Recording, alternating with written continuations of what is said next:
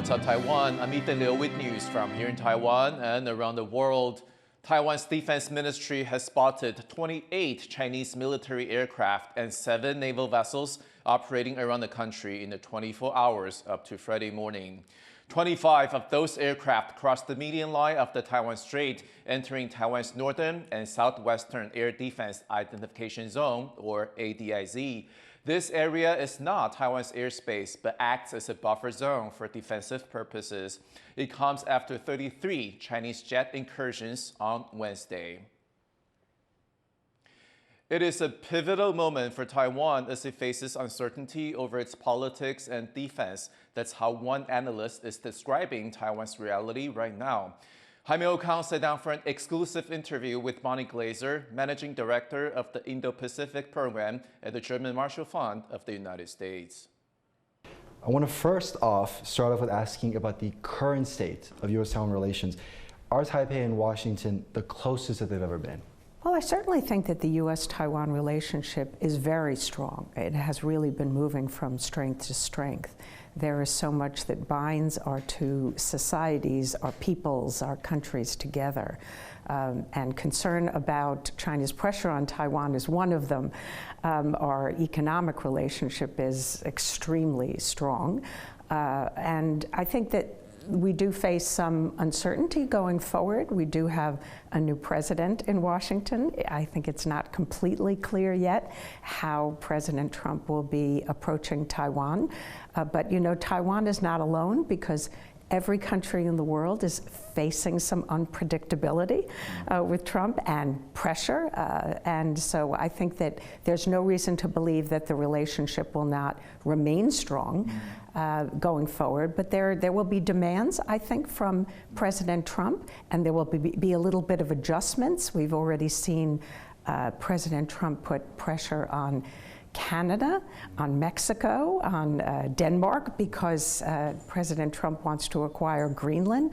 So Taiwan is not alone. I do want to ask about this word change. So recently, the United States State Department on the Taiwan fact sheet, I'm going to read this verbatim, dropped the phrase, quote, "We do not support Taiwan independence." Bonnie, I want to ask you how significant that change is, and is the United States trying to say something without saying it? Well, first, I would say we don't know who changed that language. You might remember that early in the Biden administration, that same sentence was deleted, and approximately 1 week later, it was reinserted in the website. So nobody talked about how that happened. But this time, my view is that there is a perception in some of the people in the administration that we don't have to say all the time that the United States doesn't support Taiwan independence, partly because I think the government here thinks that it doesn't need to be said all the time. But the important thing is that this is not a change in policy. And it's quite clear to me that the other language on the website, that the United States opposes unilateral change in the status quo by either side of the strait, already covers that the United States doesn't support Taiwan independence. So it's not a change in policy. I do have a bit of a concern that because we are in a transition in our administration, and there's anxiety, frankly, in Beijing, that they might overreact to this change in language. So it might be seen as very welcome here, but I hope that we don't see a very strong reaction from China. Whether it's the public displays of aggression in the legislative sessions, or agreements or disagreements on defense spending, whether it's the submarine or conscription, when it comes to, like you mentioned about the first step of having both sides agree and then engage with the United States, how big is that obstacle of both the KMT and the DPP not agreeing in order to see the common good, which is the defense of the country? I'll tell you an anecdote. When I met with the delegation from Taiwan that attended the Trump inauguration, and the day after the inauguration, they all met with members of Congress. I believe they met with 24 members of Congress. It was like speed dating. They each had like 15 minutes. And I heard from the delegation members that every member they met with was concerned about defense spending and the budget here. But of course it goes way beyond defense spending, because the freezes, the cuts are affecting many different aspects of your government and society. And I think the United States is quite concerned about that. We certainly have polarization in my country, in our political system, but I have to tell you, there are issues in which there is some bipartisan consensus and agreement. And I think that Taiwan really needs to figure out how it can, the steps it can take to best defend the country, to ensure that the foreign ministry is doing its job, the defense ministry, the Ministry of Interior that's doing part of this whole of society defense resilience. It seems to me that right now this is a pivotal moment. And if the budget is not approved and the society is not able to move forward in a positive direction, then I worry that this is something that will create more weaknesses and vulnerabilities in Taiwan that Beijing can take advantage of. That was Glaser from the German Marshall Fund of the United States. You can find the full interview on our show Zoom In, Zoom Out on TaiwanPlus.com. 10 Taiwanese citizens found holding Chinese ID cards have been stripped of their voting, healthcare, and residency rights. That's after the Interior Ministry revoked their household registration, a legal record that grants these rights. Taiwan is investigating 30 people for holding Chinese identification documents. Taiwanese citizens are not allowed to hold household registration in both Taiwan and China, which claims Taiwan as part of its territory. A court has ordered the detention of a councilor from Taiwan's ruling Democratic Progressive Party. Her case is just one of many corruption probes that reveal loopholes in public funding laws. Wesley Lewis reports. Bogged down by a corruption probe, Councilor Chen Yijun of the ruling Democratic Progressive Party is being detained and held incommunicado over fraud allegations. Her release on bail last week, a decision prosecutors appealed and successfully overturned, bringing her back into custody, where she continues to deny the charges lodged against her. Chen has been accused of fraudulently claiming more than $91,000 in salaries for assistants. They're charges similar to those brought against other politicians. Kaohsiung Councilor Huang Shaoting of the Kuomintang was in 2024 indicted for falsely reporting the number of assistants he hired and claiming their salaries from public funds. And more recently, DPP lawmaker Lin Daihua has also been facing a similar corruption investigation. Legal analysts say laws need to be amended to prevent legislators from falsely claiming these allowances. 收入比较简单一点说，只要能够呼吸就可以当助理，所以就变成挂羊头卖狗肉这种情况会发生就在这里。 Politicians say there are procedures already in place to prevent this type of fraud. 我们现在每个月其实议员针对助理费的部分也都自己要签名的，对啊，所以我相信透过这样的一个法制化的宣导之后，将来应该可以减少这些状况的再发生。In 2024, Taiwan's legislature passed a law to increase assistant allowances for city councilors to prevent lawmakers having to pay their assistants out of pocket. Now, as corruption probes reveal potential cracks in legislation, the Taipei City Council says they're stepping up monitoring to tackle fraudulent claims, patching up any existing loopholes to misappropriate public funds. Justin Wu and Wesley Lewis for TaiwanPlus. Australia says China carried out a potential live fire exercise in the Tasman Sea near its east coast. Well, China issued, in accordance with practice, an alert that it would be conducting these activities, including the potential use of live fire. It's outside of Australia's exclusive economic zone.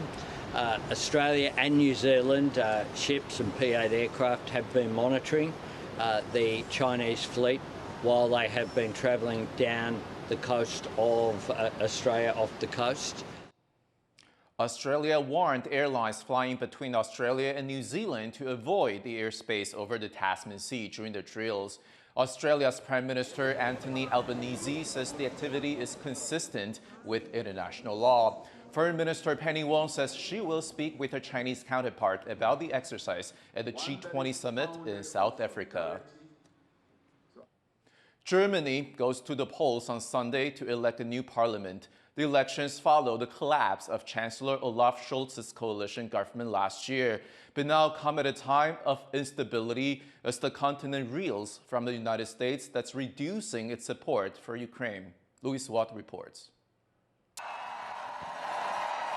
Ahead of Germany's elections, tens of thousands rally in central Berlin against the far right, which has been boosted recently by deadly attacks blamed on asylum seekers.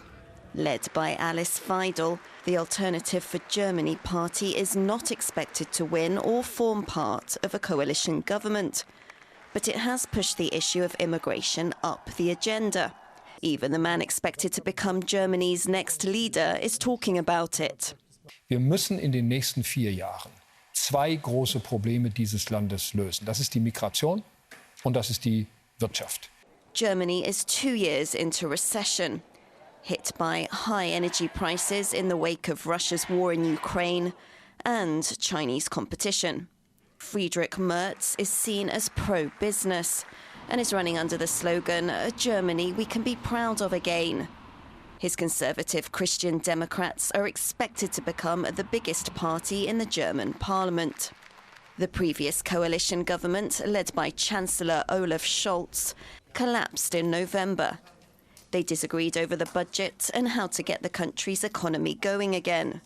Scholz is running in this election, but his Social Democrats, or SPD, are trailing in the polls, well behind Merz's CDU-CSU bloc and the far-right Alternative for Germany. The current government is made up of the SPD, Greens and the Free Democratic Party, or FDP.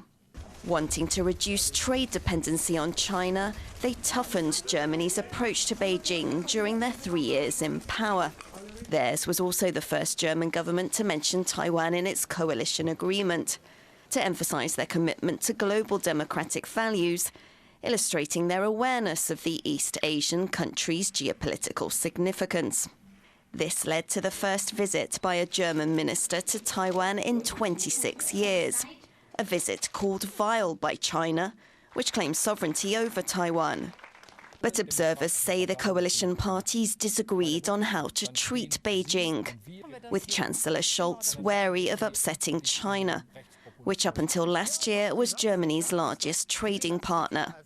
Now, election frontrunner Merz is expected to take a tougher line.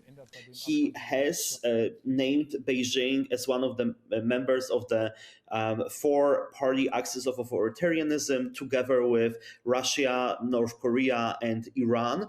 And there are clear indications that Merz would push for a more assertive policy that Berlin should assume vis-à-vis Beijing. That being said, he would have to make sure that the different members of the coalition would be able to reconcile their differences to the greatest extent possible. Those differences may arise with Merz's sister party, the Christian Social Union, or CSU. It's based out of the state of Bavaria, which has strong links to China, a big investor in its car industry. But beyond trade and manufacturing, there are bigger concerns at play in these elections. The vote comes as Europe reels from reduced US support for the continent's security and a clear shift in policies by its historical ally. Whichever parties form Germany's next government, they face the challenge of not just turning around Europe's biggest economy and addressing voters' fears on immigration, but also charting a path forward for Europe at a time of greater global uncertainty. Klein Wong and Louise Watt for TaiwanPlus. Thank you for watching What's Up Taiwan. Finally, we take you to the UK for a sneak peek of the Styles on Show at London Fashion Week. I'm Ethan Liu. Take care, and I'll see you next time.